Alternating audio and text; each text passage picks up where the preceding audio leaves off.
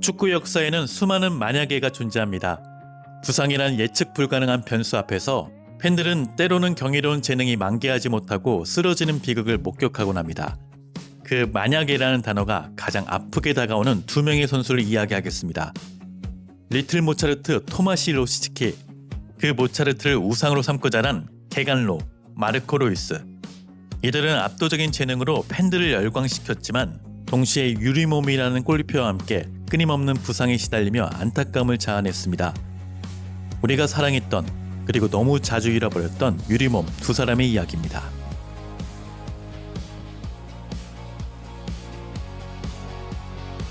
(1980년 10월) 체코 프라하에서 한 아이가 태어납니다.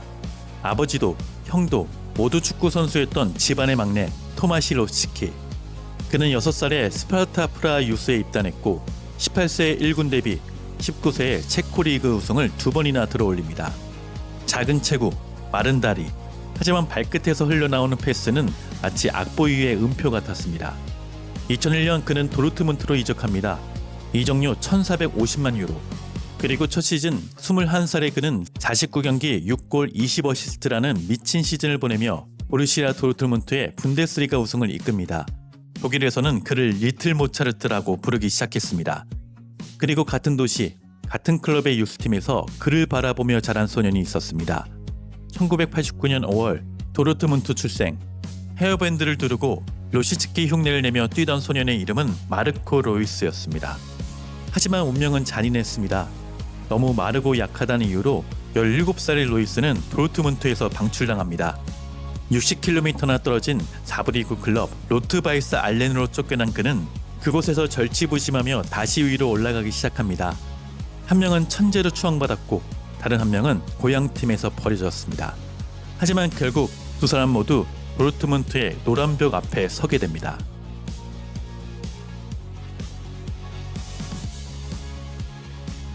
로시츠키의 전성기는 01-02 시즌 도르트문트, 그리고 유로 2004 체코 대표팀이었습니다. 당시 체코는 피파 랭킹 2위, 파벨 레드베드, 양콜러, 밀란 바로시, 그리고 그 중심에 로시츠키가 있었습니다. 유로 2004 8강 네덜란드전, 0대2로 끌려가던 경기를 3대2로 뒤집은 그 전설적인 경기. 로시츠키가 자유롭게 뛰던 마지막 토너먼트 중 하나였습니다. 2006년 아스날의 벵거 감독이 그를 데려갑니다. 벵거는 그를 두고 환상적인 기술, 공을 다루는 능력, 그리고 날카로운 패스를 가졌다고 평가했습니다. 로시츠키는 아스날에서 10시즌 동안 247경기를 뛰며 2014년 FA컵 우승을 이끌었습니다. 한편 로이스는 미넨글라트바흐에서 폭발합니다. 11-12 시즌 분데스리가 18골, 12개의 어시스트. 독일 올해의 선수로 선정된 그는 마침내 1,710만 유로의 이적료와 함께 어린 시절의 꿈 보르시아 도르트문트로 돌아옵니다. 그리고 위르겐 클롭과 함께한 그 짧은 황금기, 2013년 챔피언스리그 바이에른 뮌헨과의 결승전, 비록 1대2로 졌지만 그 시즌의 도르트문트는 유럽 축구의 가장 아름다운 순간 중 하나였습니다. 분데스리가 시즌 베스트 11에 3번이나 선정되고 독일 올해의 선수상을 2번이나 받은 것도 이 무렵입니다. 하지만 두 사람의 영광은 마치 약속이라도 한 듯 부상으로 산산조각이 납니다.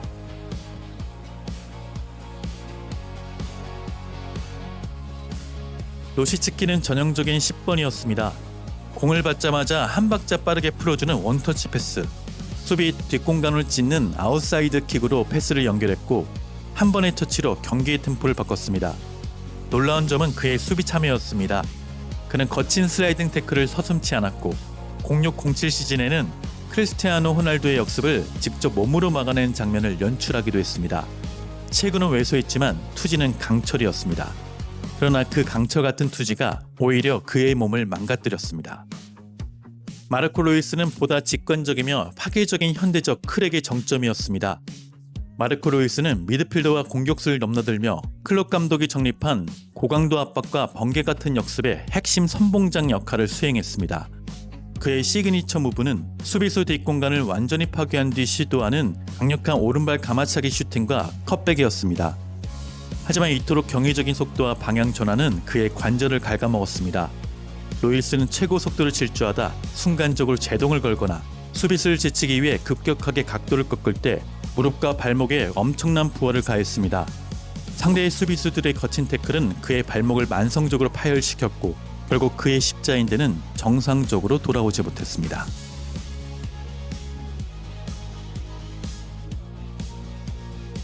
두 선수가 더 안타까웠던 이유는 메이저 대회에서 유독 잔혹했던 인연 때문입니다. 유로 2008에서 체코 축구의 마지막 황금 세대의 기회였지만 로시츠크의 공백을 극복하지 못하고 체코는 무기력하게 조기 탈락하게 됩니다. 유로 2012에서는 몸 상태가 온전치 않은 상황에서 출전을 강행했지만 대회 기간 내내 통증에 시달리며 단 2경기 출전에 그쳤고 팀의 몰락을 벤치에서 무력하게 지켜볼 수밖에 없었습니다. 유로 2016에는 로시츠케가 35세의 나이로 참가한 그의 마지막 유로 무대였습니다. 조별리그 2차전 크로아티아를 상대로 체코는 0대2로 밀리며 패색이 짙었습니다. 조국을 구하기 위해 자신의 몸을 내던진 로시츠키는 환상적인 아웃프론트 크로스로 추격골을 도웁니다. 하지만 그 도움 이후 허벅지 근육이 찢어지는 심각한 부상을 당합니다. 로시츠키는 허벅지 근육이 완전히 파열돼서 잔여대회 출전이 불가능해졌고 체코는 조별리그에서 탈락하게 됩니다. 2014 브라질 월드컵 당시 독일의 핵심 윙어이자 에이스는 단연 마르코 로이스였습니다. 하지만 브라질행 비행기를 타기 불과 일주일 전인 6월 6일 아르메니아와의 최종평가전에서 상대 수비수의 깊은 태클에 걸려 넘어지며 왼쪽 발목 인대가 파열됩니다. 로이스가 응급실에서 눈물을 흘리는 동안 독일 대표팀은 본선 무대를 초토화하며 월드컵 우승 트로피를 차지합니다. 복수를 다짐했던 유로 16에서는 대회 직전 치골염 부상으로 명단에서 탈락했고 2022 카타르 월드컵마저 지독한 발목 부상이 재발하며 또다시 대표팀에 최종 낙마했습니다. 독일이 세계 최강의 전력을 자랑하며 역사를 써내려가던 찬란한 순간 속에서 가장 빛나야 할 에이스의 통산 A매치 출전수는 48경기에 정지되어 멈추고 말았습니다.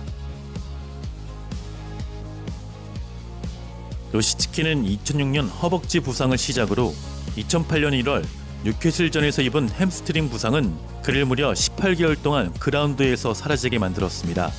아스날 10년 동안 부상으로 인해 경기에 출전하지 못한 총기간 990일, 공식 경기 210경기 결장. 1516 시즌엔 무릎 수술로 221일 동안 출전할 수 없었고 복귀전에서 또 허벅지 부상. 친정 스파르타 프라하로 돌아간 마지막 시즌에도 결국 부상으로 시즌 아웃. 그는 12경기만 뛰고 은퇴를 선언합니다. 현역 시절 내내 그는 부상과 싸웠습니다. 그의 근육은 유리처럼 얇았고 의료진은 매번 몇 주라고 했지만 그 몇 주는 몇 달이 됐고 몇 달은 몇 년이 됐습니다.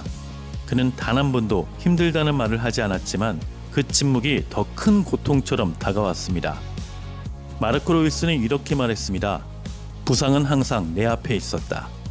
2014년 5월 월드컵 직전 친선전에서 발목 인대가 파열됐고 2014 브라질 월드컵 우승 명단에서 그의 이름이 지워집니다.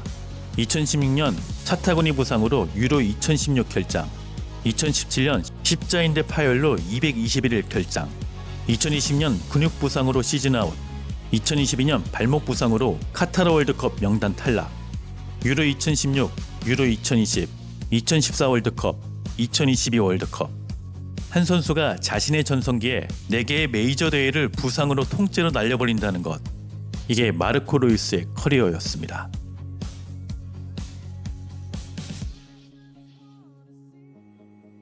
로시츠키는 아스날에서 교수라는 별명을 얻었습니다. 제길션은 로시츠키를 보면서 미들필더가 무엇인지 배웠다고 말할 정도였습니다. 그는 기술적 완성도의 상징이었습니다. A매치 105경기는 체코 역사상 3위 기록이고 그의 등번호 10번은 한 시대를 대표합니다. 체코 프라하의 아이들은 여전히 로시츠키처럼 패스하는 법을 배웁니다. 로이스는 충성심의 아이콘입니다. 2012년 도르트문트로 돌아왔을 때 그는 더 빅클럽으로 갈 수 있었습니다. 바이에른 뮌헨, 바르셀로나, 레알 마드리드 모두가 그를 원했습니다. 12년간 챔피언스리그 트로피 하나 없이. 그럼에도 그는 떠나지 않았습니다. 2004년 그의 은퇴 경기에서 8만 명의 팬들이 울었습니다. 경기장 전체가 그의 이름을 불렀습니다.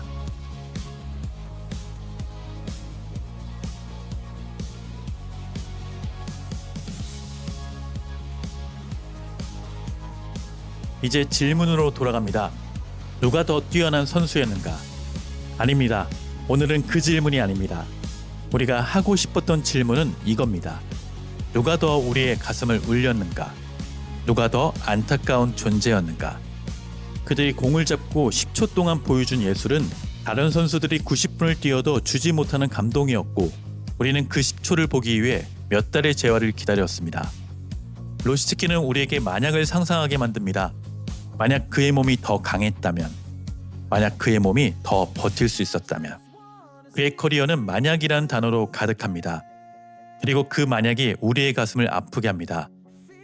로이스는 우리에게 충성심을 보여줬습니다. 더 큰 무대를 선택할 수 있었지만 고향을 선택했습니다. 어쩌면 우리가 그들을 사랑하는 이유는 그들이 완벽하지 않았기 때문일지도 모릅니다. 부상으로 돌아올 때마다 한 번의 패스, 한 번의 슛이 더 귀하게 느껴졌고, 유리처럼 깨지기 쉬웠지만 그래서 더 애틋했습니다. 그리고 그들은 우리에게 보여줬습니다. 다시 일어나는 것이 얼마나 아름다운지를.